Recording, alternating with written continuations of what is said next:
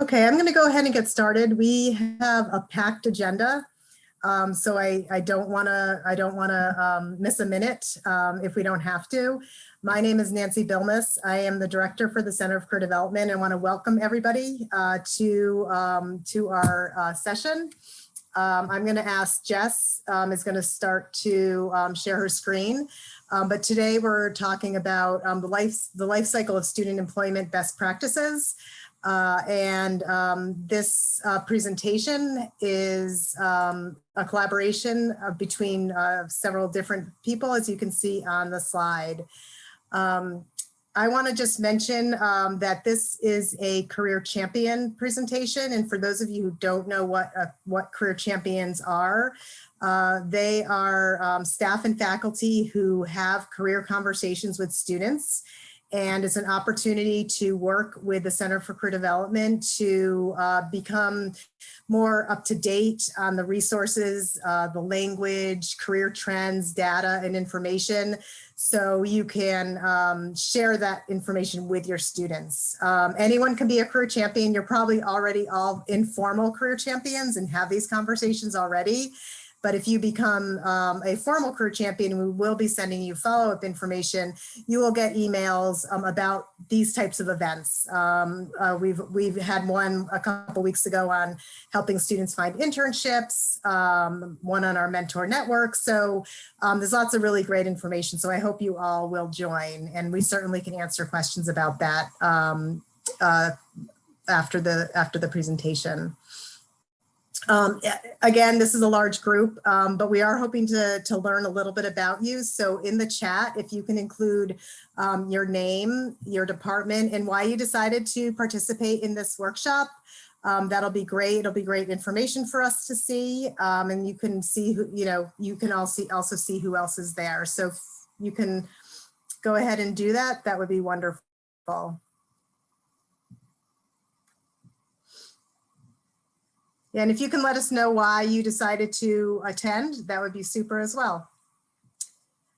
But while you're doing that, I will continue on with just some housekeeping information. Like I said, this presentation is very chock full. We're really only we're only going to be like at the tip of the iceberg for some of the content, but we will be doing follow-ups and possibly as early as this summer.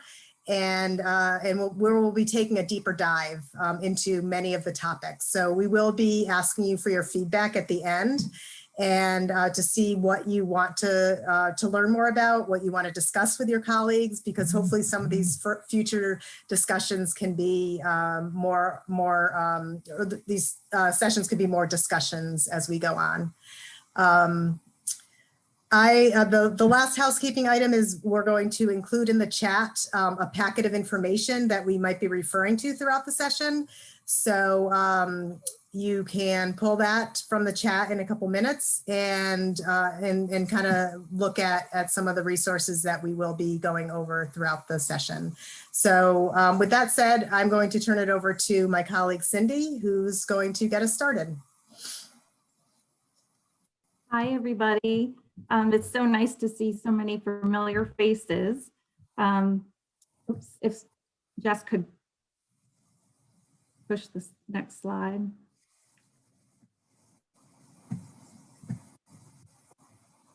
Okay. I don't know why I can't see the bullets on that screen, but oh, here it goes. All right. As we take you through the life cycle of student employment, probably the most important thing to think about before you even advertise a position is what are the needs of your department? Are you looking to fill a short-term position just for one semester? Are you looking for someone to work on a project? Are you looking to hire someone who can continue on beyond the current academic year? After you determine what your goals are for the position, it's important that you determine what skills that you're looking for. So if you make a list of all the skills and qualities, it makes it a lot easier when you're going to write your job description and post your position. And it also, more importantly, if you have a good idea of what the goals of the position are, it helps you to make a more meaningful experience for the student and also for the supervisor as well. One of the questions that was asked on one of the RSVP forms was, how do we make work more meaningful for the students? So don't discredit or, some of the soft skills that you can provide to help the students be more marketable. Even though, it might be an entry level position, think about things you can do to help the student grow their work ethic, or, even how to show up to work on time.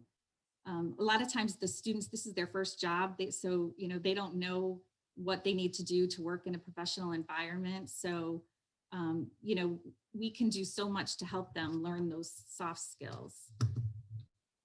Jess, if you could do the next slide.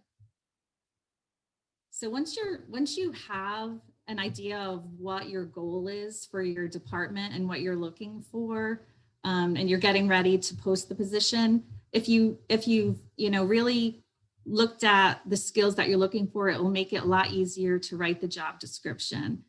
The job description is really the foundation for the whole hiring process, because if you have clear expectations for what the job entails, it'll make it easier for you to decide who you're going to interview. And then once you pick a successful candidate and then you hire them, it'll help you to evaluate the position and provide feedback and determine goals for the position.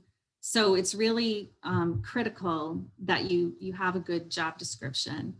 Also, when you're writing the job description, think about what the environment is, describe the work environment, if there's any conditions that the, students should be aware of, especially if there's certain research positions that require, like one example, if it was, collecting lab samples outside, if they had to work in inclement weather, or do they need to work outside of business hours? Are the hours flexible? Make sure that you're very transparent about what the job entails.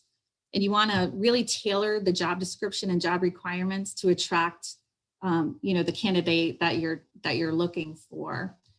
In addition to the essential skills and qualifications, you also want to be mindful about any requirements that you might have for training. So I know a lot of departments, they have training sessions that take place before the start of the semester. So you want to make sure, if that's a condition of employment, that you're listing those dates and make sure that the student is able to commit to that.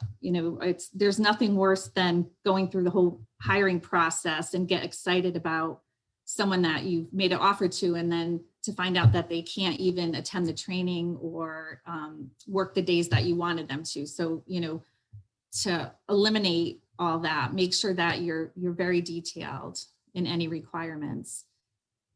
I also would recommend that you require a resume and cover letter. A cover letter is a great sample of someone's written communication skills. So, I think you could also, if there's any other skills, or like if it's a social media post or digital media, you can also ask them to submit samples of their work in addition to that when you're advertising the position. Jess, you can advance. So before you post the position, you can also, JobX has functions where you can add questions to your application. So the students are able to apply for more than one job at a time. And sometimes, well, we know that they don't always read all of the job details. And sometimes they might just be applying for more than one job at a time just to get a job. So if you add questions to the application, if they checked like 5 boxes to submit 5 different jobs, your questions will pop up. So I would recommend, like if you did have the training requirements, I always, especially availability, if you're looking for someone to work Monday, Wednesday, and Friday, I would add a question, you know, are you able to work Monday, Wednesday, Friday between the hours of 1 and 5?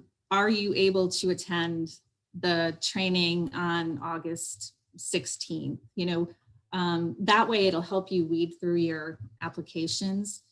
We do require that the jobs be advertised for a minimum of 2 weeks to allow for equal employment opportunity. You can also promote your job on, you know, if you have a website, you could promote it there, point them to JobX application. You could advertise in the Daily Digest, or if you're active on social media, you could also advertise it there. Also, if the Center for Career Development does have another platform, Handshake. So if you have a higher level position, an internship, you could post it on Handshake as well. And so once you have your job advertised and you're ready to start screening your applications, I'm going to turn it over to Danielle so she can talk about the interview process and screening your applications. Thank you, Cindy. So once you have established the needs of your department and posting your job description as well as your application, the next step is to begin the application screening process. So it is important to remember your job description and your application are your foundation to build from. You want to utilize those tools throughout the screening as well as the interview process. They're going to be, again, your foundation that you're building from. When you're reviewing your application materials, you do want to look for key qualifications that are outlined in the published job description. So some examples will include the student's work availability, their experience, as well as their work ethic. Then you're able to, from there, start narrowing down your candidate pool, and you can do so based on their resumes. So you can filter out applicants who do not match those key job requirements that are outlined in the job description. Another great tool, which is the phone interviews, it can be used as part of the screening process. So a quick 15 to 30 minute call can help you to determine if the applicant meets the job description and if ultimately there is a mutual fit for your department. A phone interview is also a good indicator of the applicant's personality. So you can get a feel for who the applicants are right off the bat based on a phone conversation with them. And then next slide, please, Jess. All right, so then when the screening process is complete, the next step is to invite your promising candidates to the in-person or a virtual job interview. So you want to choose at least 3, depending on how many candidates that you have. You want to ask strategic questions that will reveal their skills and qualifications, their important personality traits, their level of enthusiasm for the role within the department. You definitely want to be consistent with interview questions. So establish a standard set of questions that you're going to use for all of your applicants. Scenario and or situational questions are great ways to understand how applicants can think on the spot. So an example of a scenario-based question could be a person who's applying for a customer service-based position. You can provide an escalated situation and see how the applicant works through that situation to come to a resolution. As a supervisor, it's also just as important for you to provide your applicants with clear communication regarding 1, the expectations of the job, including the work schedule that Cindy had discussed. 2, you want to outline any required training that the student will need. And then 3, you also want to make sure you're providing a timeline for your hiring decision. You want to give the student clear expectation of when they should receive an answer from you. And then that leads you into the actual hiring. So the overall goal at the end of the interview process is choosing the person that best fits the needs of your department. So when you have multiple candidates that you feel would be great, choosing the right person can definitely be difficult. But to make a decision, you really want to reflect on what you've learned about the candidates. So through their skills, their personality, and their experience that you gathered based off of their resume, the way they filled out their application, the interview process, as well as any references that you may be contacting. You want to consider how your candidates will fit your team as well as the culture, and then compare notes that you may have with anybody else who was involved in the hiring process. And then ultimately, you're going to choose the candidate who will help you achieve your goals and the overall goals of your department. And with that, I will hand it over to Nancy and Shauna.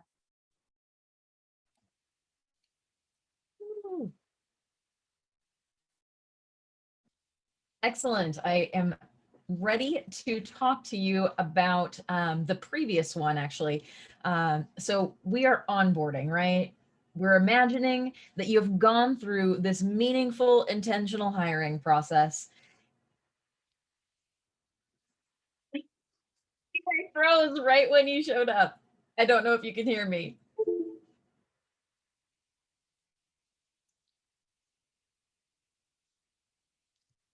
That was some timing, right? Okay, everyone can hear me again now. All right, we're onboarding. So you have intentionally spent lots of time finding the perfect candidate. They are going to be coming in and joining your team the next day. What now? In this section, Nancy and I are going to review some of the best practices for onboarding your student employees in a way that will set them up and your office or lab up for success. Let's go to this orientation checklist now. Thank you. Well, as you may know, there is no universally required structured student employee onboarding process like the HR new employee orientation we get as full-time employees. If you have a graduate assistant, you will get some support from HR in the graduate school. However, many offices and labs do create their own robust orientation and training programs for undergraduates and graduate students. We have 6 elements here that we suggest you include in your student employee onboarding process, even if you don't have a really extensive onboarding phase or orientation phase for your students. The first one is paperwork. Hopefully you have some fabulous office admins like I do who can help you work through the I-9, direct deposit, a demo of Core CT. We have a full list of that required paperwork on page 24 of that handout that should have been in your links. And I'll have Ami post that one more time. So that handout also has a sample student manual. That's page 17 through 34. There's a lot of great content here that we've stolen from Cindy and Danielle and their team. And my team uses an adapted version of this, as I know many offices across campus do. It includes templates you can use to elaborate on a number of policies, and I would want you to really seriously consider doing this, including some of these policies, if not all of them, or maybe more, especially because in the rare event that a student employee doesn't work out because of poor behavior or poor quality of work, you really want to have had that process of accountability, that clear communication, and opportunities to touch base about how they're not meeting the standards. If you don't have a policy manual, that's going to be really hard to do, right? It might include dress code, homework or personal phones at works, anything that might be important to your office. It could include safety requirements. One really important tip though is to note important elements in the hiring process early if possible, because some of these things may make it so a student would not be a great fit for your office. This foundation of accountability is huge. My current intern has built an interactive web module that is going to be used to train future interns and have them completed on their first day. I'm really excited to launch that soon, and it'll be part of our orientation process that usually lasts 2 weeks. So we talked about paperwork and the student manual. Access to permissions is one of those elements that we often forget until we give them a particular assignment. It'll vary by the department and the role, but things you might want to think of early would be access to your Q drive or shared files. That could be Google files for some of you. If you're having them work on WordPress, getting them administrative roles, special software or social media passwords, and any departmental or IT policies you have related to that kind of access. We strongly suggest you include a confidentiality form. Again, that's a sample in the student manual that you can look at. It establishes clear expectations for data security and privacy procedures and policies. This can be incredibly important depending on the job you're having them do. Obviously, my absolute favorite is the 4th one, safety training. Everyone should assess the needs of their employees in the first week, regardless of the work environment and regardless of the employee. If it's a full-time employee, part-time, graduate, undergraduate, this is something you should do. And I'm going to give you more details about some exciting improvements we've made to the process in the next slides. Then I would suggest you have your first career conversation in your orientation process. If it's not the first day or the first week, make sure it happens in the first 2. It sets the tone for your relationship with you and your student employee. And it's so very important that Nancy and I are going to offer some specific tips and resources in this section to elaborate on how you can do that successfully. Finally, don't forget to introduce them to your team members. This establishes a collegial team environment. It can be done in person. And I usually get my students coffee and then walk them around the office. Obviously, that's not happening with my current onboarding, but you can still do it online, synchronously or asynchronously. So you can bring them into a staff meeting for a live introduction, or you can send out an email introduction that tells them a little bit about the role and who the person is that they're going to be working with. Let's jump to the next slide. Here we're going to be talking about that safety onboarding that I mentioned. So if you've been here for a bit, you probably know the idea of the ESTA. You may even have been here so long that you remember the ESO. The idea here is to assess the safety training needs of your new employee before they start working with or around potential hazards. And this thing is actually a really important answer to one of the questions you asked.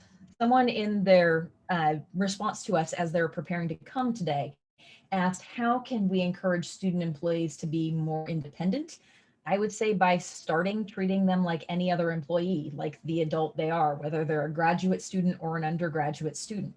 Safety in the workplace, including access to safety training, is an important employee right in the United States. Some benefits of this and having it in that first week conversation is that it shows you care about them as people and you respect them as junior staff members. It's also an important part of mentorship. We want to send students out into their careers with the knowledge of the rights and the skills they need to succeed. Employees who don't follow safety policies could lose their jobs, or worse, cause a terrible accident that harms themselves or others. This is actually incredibly important. So even if it's not something you're going to need your students to do in your office as far as taking training, going through this ESTA process will really be helpful for them as emerging professionals. And this new ESTA is easier than ever. It scales based on the core elements of the position and the relative potential to work with or around hazards. So if you're in an office environment, it's going to just be a couple clicks. One thing I was really pleased with, that shot is the entire form. This is the entire ESTA now. Anyone who's done the previous ones, they were much longer. You will get an email that tells you exactly how to tackle anything else that you might need to do based on your responses in this one, okay? So that means if you do work in an office environment right now at the University of Connecticut, you're going to get links to the COVID-19 training. Let's hop to that next slide. This is where they do COVID-19 training, and it's where you would do all the other training that you might need to do at the University of Connecticut based on your job. I'm so excited to announce, if you have not already heard, our Husky Safety Management System. We call Husky SMS. It was launched in 2020 to help with COVID-19 training and tracking, and we're doing a year-long rollout. It's the most sophisticated, comprehensive system we've had, and research indicates that the implementation of this unique type of system saves supervisors and employees more than 60% of the time they used to invest in safety compliance requirements. I have tutorials and offer one-on-one support for anyone who's in a lab or a shop or a facility that does have a lot of safety training needs and will need to set this up. It's where you'll go for training and assessing your training needs in more depth. This is where you'll get information about safety inspections from EHS and your IBC registrations. And for everyone, this is where you can get COVID-19 training certificates. Every person in the university already has access with their NetID, and they can get their COVID-19 certificate to email to you to make it as easy as possible if this is not something you're going to use extensively. So no matter how much you're going to use it, you'll use it at least once, and we've tried to make it as easy as humanly possible to make it successful for you. All right. Next one is our first career conversation. So we've onboarded them, we've given them the basics, and now we need to connect with them. What I would hope you would do is set a foundation for your supervisory relationship that includes mentoring and an ongoing dialogue, so that you can have a really healthy relationship with anyone you're supervising. The first one is building connection. That's the foundation. We have some really interesting, wonderful humans who work at the University of Connecticut and study here. I love this part, getting to know my people who I'm working with. It also strategically can catch some unfortunately missed issues early on. For example, you might have a student who you hired for the summer because you desperately need coverage, and they have a vacation scheduled for half of that and hadn't realized that that was scheduled between the time they interviewed and now. And so they're not actually going to work out. An example that I actually did have last year was that they could only work after 5 and the office was open from 8 a.m. to 4:30. And so there was no way they were ever going to be able to work with us. They somehow missed that in the interview process, even though we had mentioned it. So it was great. I did this the first day and then we could move on and we can hire the next person. So it can be logistically useful that way. Cover goals with them, talk about the office needs, but also talk about your students' strengths and their opportunities to grow. This is a continuation of the discussion you began in the interview. What can they bring to the office? This will develop buy-in, and it's good for both the students and the office because of that. We're going to expand on this one more. Part of it will be communication. How do you communicate tasks? How, when, to whom should they ask questions? How do you communicate about schedule, hours, need to call out? How, when, and where will you reconnect to revisit progress and goals? There's a lot to consider when setting and discussing goals, so I'm going to hand it over to Nancy for tips on helping your students set, assess, and reach them.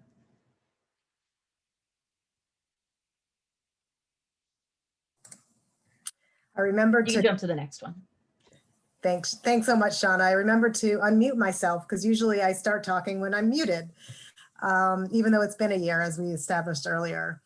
So thanks so much, Shauna. I really appreciate the kind of the introduction that you provided in allowing me now to talk about continued conversations with students around skill development and learning outcomes.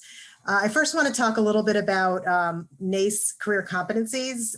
NACE stands for the National Association of Colleges and Employers, and it's the governing professional organization for college recruiters and career services offices. And about 4 years ago, excuse me, about 4 years ago, they had conducted some extensive research to determine across industry lines what the most relevant and important skills were that recent college graduates have to enter these entry-level positions. And I'm going to talk more in detail about that in a few minutes, but these skills are really important, and they're skills that the students are learning in their classes, but also they're very relevant to many of your jobs. And we'll talk in a minute about what they actually are and how we can help students gain some of those skills. In addition, we're going to also talk about a skills assessment. So we have a list of skills that I'm going to go over, the NACE career competencies, and how students can kind of determine on their own, like how they feel about the skill. Is this a skill that they're feeling that they need more work on? Do they feel that they're have learned the skill to a certain degree? And that's a really great opportunity for you to work with your students around, the skills that they feel that they're less proficient in. And this will also then lead into us talking about learning outcomes for you to work with your students in developing things that they are looking to learn in your job. And those can run the gamut of task-related outcomes as well as personal outcomes that they might learn, things that also are relevant to their career development. So we can go on to the next slide, where we're going to talk more about the NACE skills. So I know this is not easy to see. It's on page 11 of your packet. So if you want to look at page 11, you can also look on that way as well. So the skills that NACE had developed are critical thinking and problem solving, oral written communication skills, teamwork and collaboration, digital technology, leadership, professionalism, work ethic, career management, and global and intercultural fluency. So on this assessment, you can see that we've kind of broken down some of the skills to be a little bit more manageable for students to kind of understand. And we provide an opportunity for students to kind of assess if they are at a lower proficiency or if they feel that they're at a higher proficiency.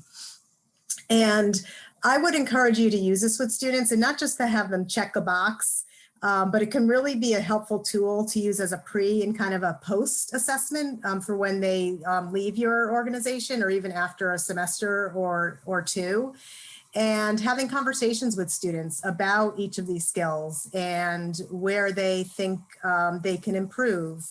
And then also looking at the industry and talking to them about the industry they're interested in, because although most industries require all these skills, some industries will require leadership skills maybe more than others. So you can have that conversation with them as well.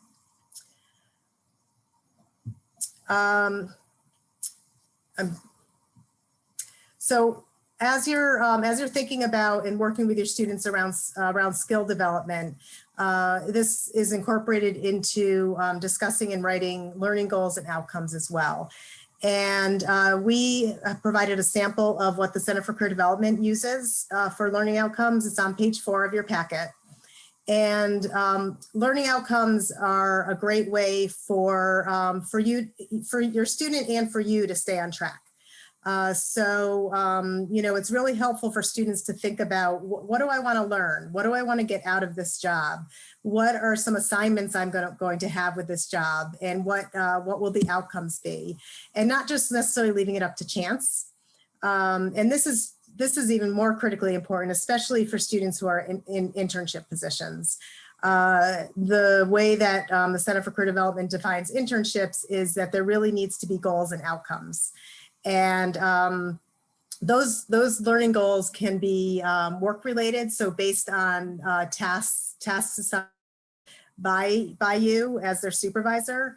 What are you having them do, and then what do they want to learn from these tasks? They can also be skill related. So we just went over the NACE skills. What skills are you looking to enhance? Critical thinking, leadership, other skills as well. They can also be personal attributes that they're looking to enhance by working for your organization. They could be wanting to develop more self-confidence in their ability to be a good employee, more flexibility in the work that they're assigned, and maybe not being seeing things as much in black and white. Then there's the career management goals, and these are goals are really around where the student is. You know, you could be working with a student who's maybe a first or second year, doesn't really know what they want to do, hasn't really thought about it. But having those conversations with your student employees is a great opportunity to continue to get to know them, as Shauna had shared earlier. But it's also a wonderful opportunity for them to start thinking about some of these things if they haven't already. So it could be that they, you know, maybe one thing they want to do is really work on their resume development, or they want to, you know, think about an internship, and you can have conversations with them about, you know, what that looks like. You know, and if you're not comfortable with having that conversation, you know, you can refer them to the Center for Career Development. So there's a lot of things just right on campus that will help these students with their career management. And then the final set of goals would be relevant to academic programs and courses. So, you know, I think it's always helpful if we can work with our students to help them draw those lines between what they're learning in the classroom and what they're learning on the job.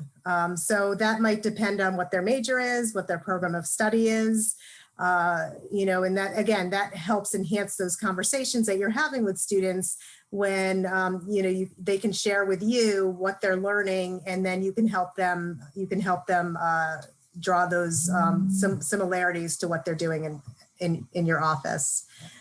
And you also want to just keep in mind when you're helping the students write these learning outcomes, is to make sure that they are using SMART goals. And I think many of us have probably heard and know that SMART stands for specific, measurable, attainable, relevant, and time bound. But I think it's, this is not necessarily a concept that students have heard or understood. So, I think it's really important to share with students that, your goals, you don't want to have goals that are so lofty.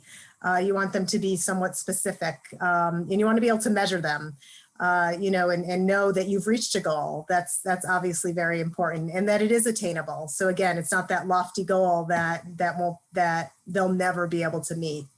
And then the relevance, how is it relevant to the work that they're doing?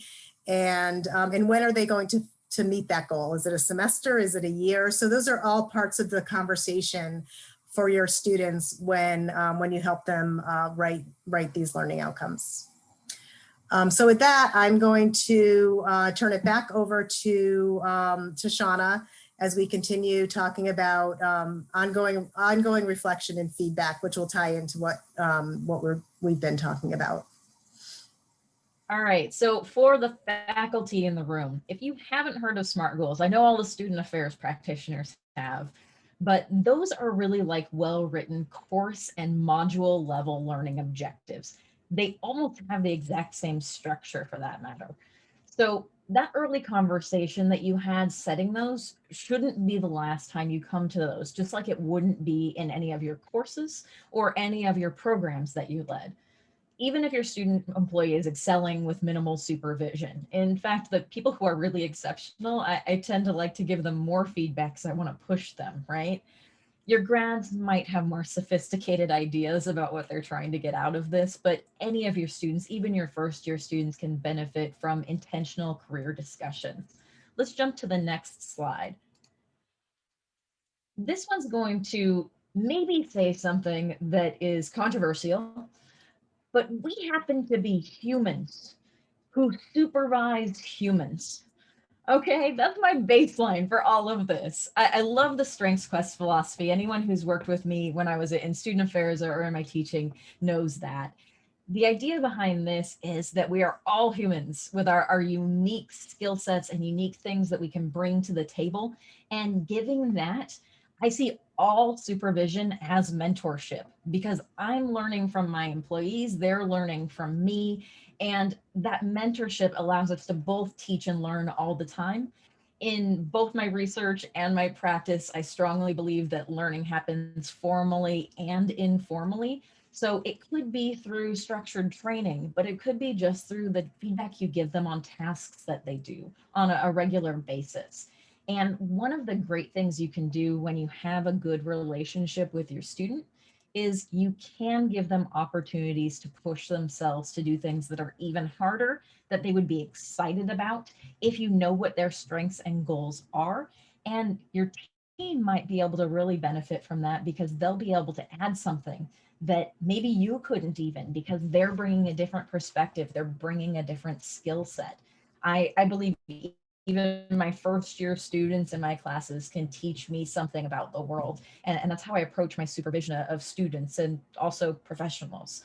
So to be able to do this, you have to have regular one-on-ones, not just for that task review, but to talk about career aspirations and skill development. Intentionally schedule WebEx, Teams, Zooms. If you can't meet in person, just have those one-on-ones. Strategically, they give you more buy-in from your students, so they actually do better job performance, and it gives you a better working relationship and outcomes for everyone. It can be really motivating when you talk with them about the value of their role in your office or your lab and give them opportunities to reflect on that periodically. If you look back at your learning goals regularly, you can show when they're achieving things, and you can decide that you need to push them harder if they've already achieved something early. When you're looking for meaningful work for them to do, hopefully you already knew what you're basically going to have them do because you spent a lot of time putting together that excellent job description and thinking ahead of time and considering who would mentor them. but keep the discussion open as they grow, because again, they might be able to take on more than they even expected.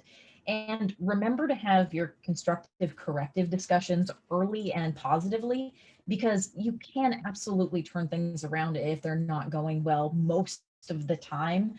And you don't want anyone to feel like they've been surprised when you get to the end of the semester and give them their evaluation and say they've done very poorly because you haven't told them previously how they could be more successful. That doesn't help your office and it doesn't help them. And it definitely doesn't establish the relationship of mentorship and supervision that you want.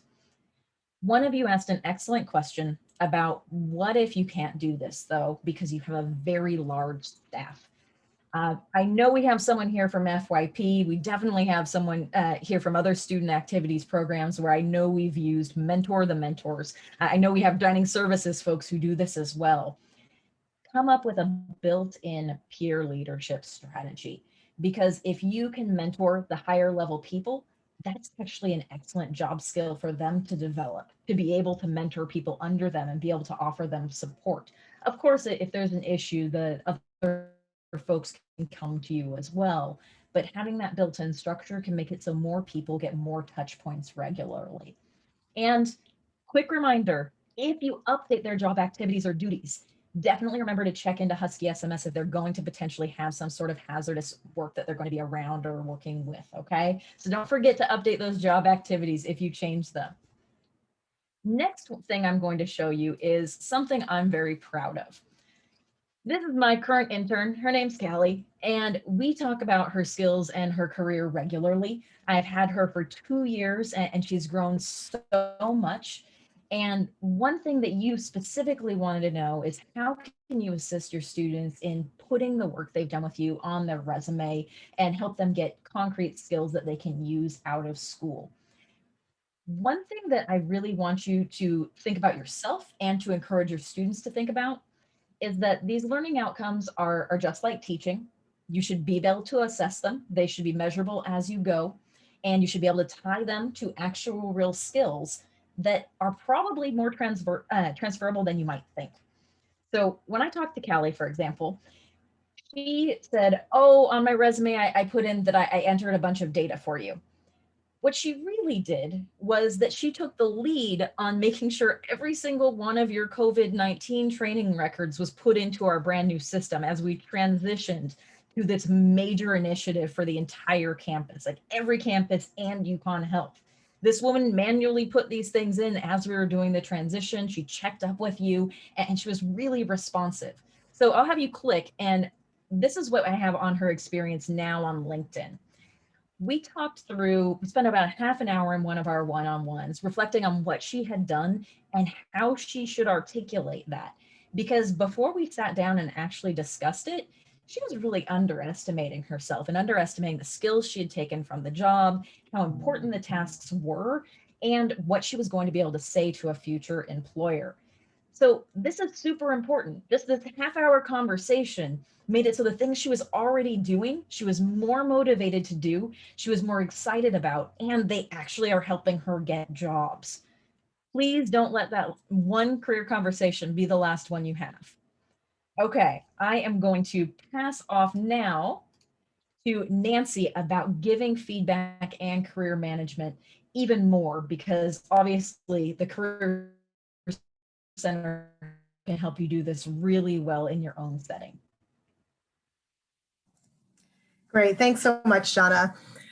So as Shauna was talking about, feedback is critically important part of student employment, our development of our students. But you also want to make sure that, that you're giving ongoing feedback. So a student doesn't hear some constructive feedback during an evaluation period. They should already know what they should be working on. And there really should be no surprises. So I think, you know, Shauna talked about the conversations that she had with Callie and, you know, and that they were ongoing.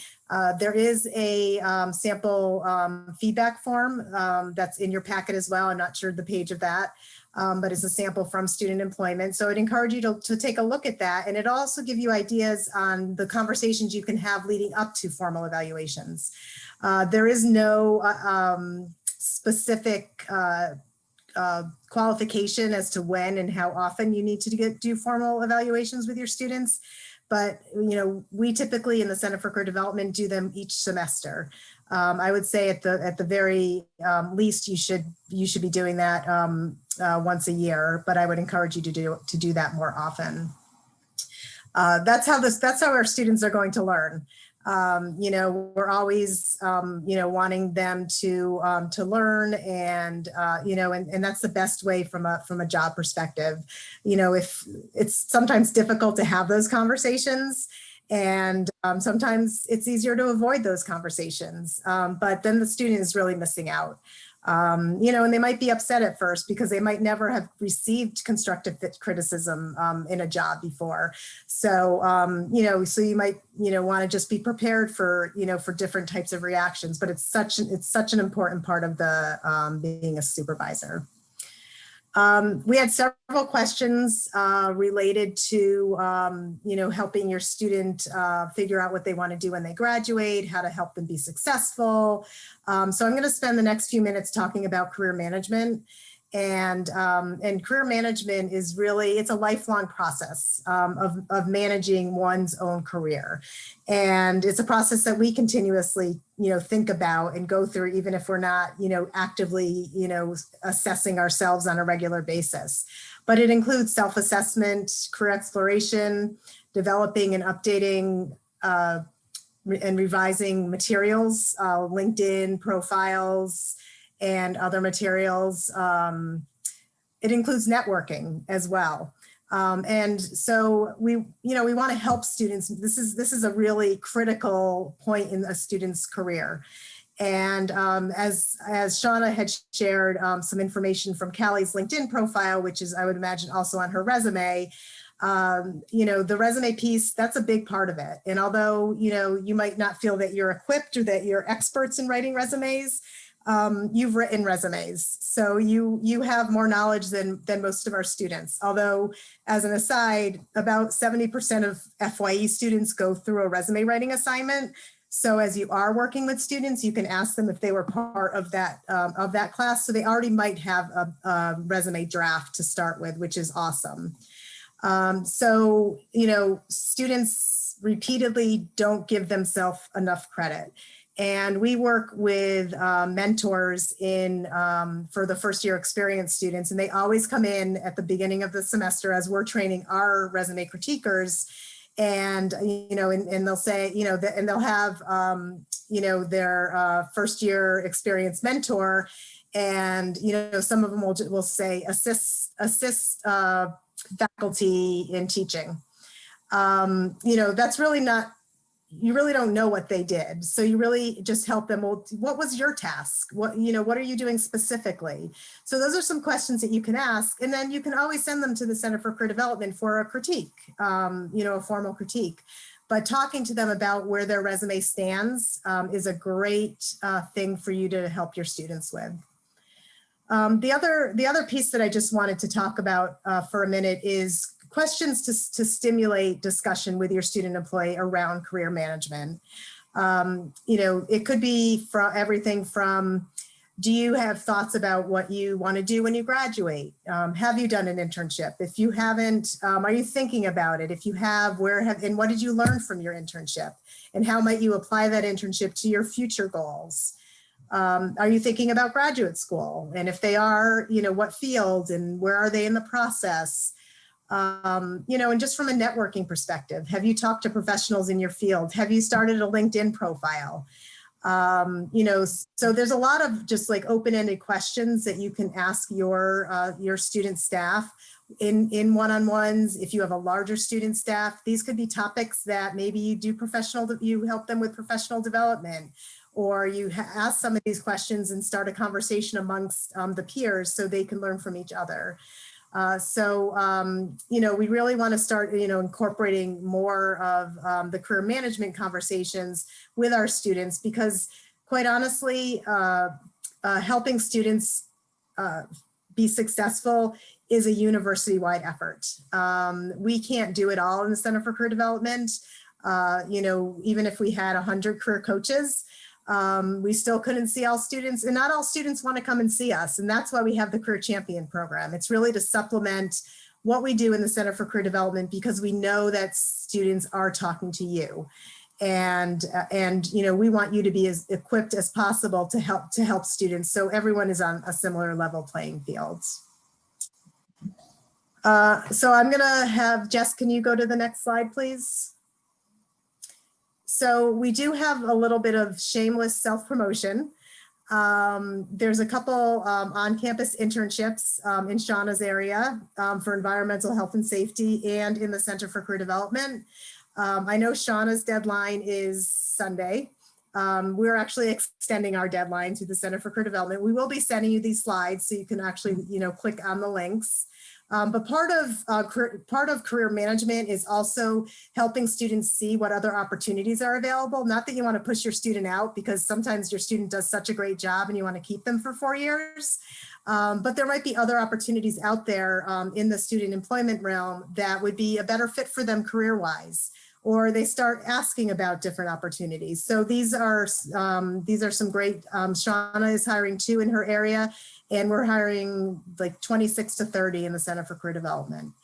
So if you feel comfortable, please share those with your student workers, as well as with your students, your student employees, as well as with other students that you might come into contact with. And now that we've shared and talked at you for about 45 minutes, we want to get some feedback from you all. And, but before we do that, I just want to mention that the language internship has come up a couple times. And some of you might be wondering, what's the difference between a student employee and a student intern? And we apologize for not being able to get into that in detail today, but that is a topic that we're planning to discuss at a later workshop session. So if that's something you're interested in, please share it in the exit survey that will be in the chat in a couple of minutes. Jess is going to put that survey in the chat. We want to get feedback from you so we can plan ongoing events around student employment and career management with our student staff. And we will be able to send you the slides. So we'll also be sending a follow-up email with the slides, the survey, and an invitation for you to become Career Champion. So it will be a long email, so we encourage you to take a look at all of the content. So at this point, if anyone has a question that they want to put in the chat, I know that Jess has been monitoring that. And if anyone, Danielle, Cindy, or Shauna, if you have any last words that you want to share, please feel free to unmute yourselves as well. So for the PIs and the lab equipment and managers out there, I would argue, based on what I already know of your work, you are a career champion. You are doing the work that Nancy's talking about, because you have to prepare people for the working world by doing the things that you're doing. So I really hope that you will join, because you already are one.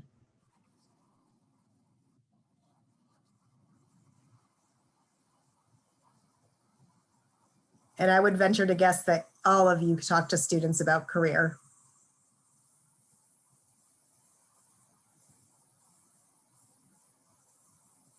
Well, we want to thank you all for listening. We do hope that you all got something out of this session, and also hope that we'll see you at future sessions. So please share your thoughts with us. If you haven't been able to grab the link for the survey, it will be sent to you within the next 24 hours. So we'll be around for a few minutes if anyone has any comments or questions that they want to ask.